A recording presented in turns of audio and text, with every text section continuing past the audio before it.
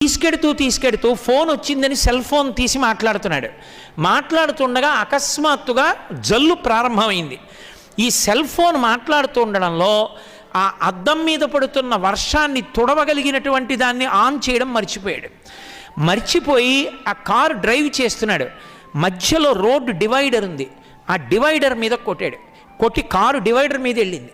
ఈ cell phone కింద పడేసి కంట్రోల్ చేసే లోపల కారు దడ శబ్దంతో కొట్టేసి పక్కకు పడిపోయింది. ఆ పిల్ల కూడా పక్కకు పడిపోయింది.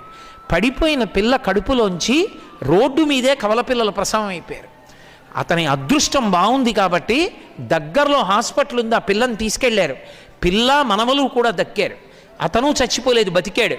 కానీ ప్రాణాలు హడిలిపోయి ఆ పిల్లలకి ఏమైందో, ఆ అమ్మాయికి ఏమైందో, తన బతుకేమైపోతుందో అని హడిలిపోయాడు. మాట్లాడకూడని చోట సెల్ ఫోన్ మాట్లాడడం అంత ప్రమాదకరం.